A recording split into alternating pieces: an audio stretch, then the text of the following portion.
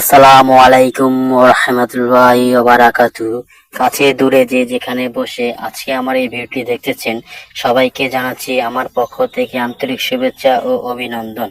আজকে আমরা এই ভিডিওতে আলোচনা করব মানুষের মনের আশা পূরণের দোয়া ও আমল নিয়ে। মনের আশা পূরণের দোয়া ও আমল হচ্ছে বিসমিল্লাহির রহমানির রহিম।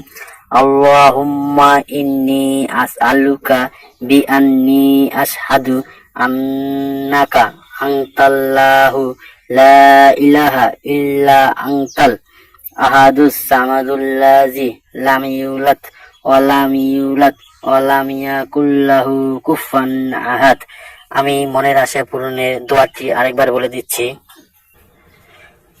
আল্লাহুম্মা ইন্নী আসআলুকা বিআন্নী আশহাদু আন্নাকা আনতাল্লাহু লা ইলাহা ইল্লা আনতাল আহাদুস সামাদুল্লাযী লাম ইউলাদ ওয়া লাম ইয়াকুল লাহু কুফুয়ান আহাদ।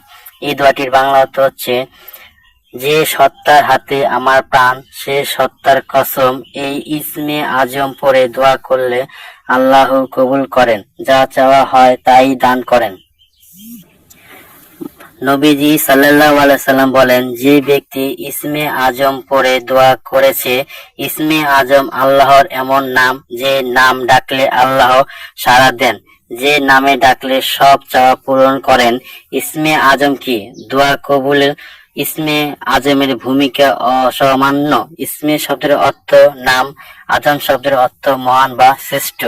পুরো ইসমে আজম অর্থ মহান শ্রেষ্ঠ। আল্লাহ অনেক নাম রয়েছে, বিভিন্ন হাদিসে 99টি নামের কথা বলা উল্লেখ রয়েছে, সেই নামগুলোর বিপুল ফজিলত রয়েছে।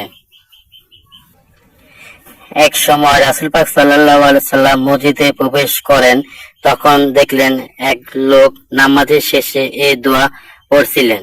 তখন রাসূল পাক সাল্লাল্লাহু আলাইহি সাল্লাম তাকে বলেন, তুমি কি জানো তুমি কি দোয়া পড়েছো?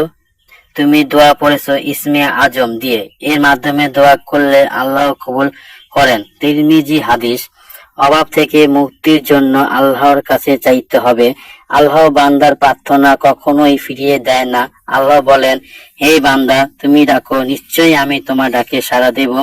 আর যারা অহংকার বশত করে আল্লাহকে ডাকে না, ইবাদত করে না, তারা অচিরেই লজ্জিত হয়ে জাহান্নামে প্রবেশ করবে। দোয়া কবুলের অবস্থা তিনটি। দোয়ার মধ্যে কোনো পাপ থাকবে না, আত্মীয় সম্পর্ক ছিন্ন করে না, সে যে দোয়া করেছে হুবহু কবুল করে দুনিয়াতে দিয়ে থাকেন, আবার তার দোয়ার প্রতিদান পরকালেও দিয়ে থাকেন। সুপ্রিয় মুসলমান ভাইরা, মনের ইচ্ছা বা আশা পূরণ করার জন্য বেশি বেশি করে দোয়া পড়ব।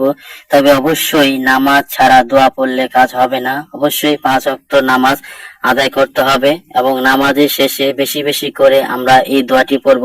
অবশ্যই ওযু করে অবস্থায় আমরা এই দোয়াটি বেশি বেশি সকাল সন্ধ্যা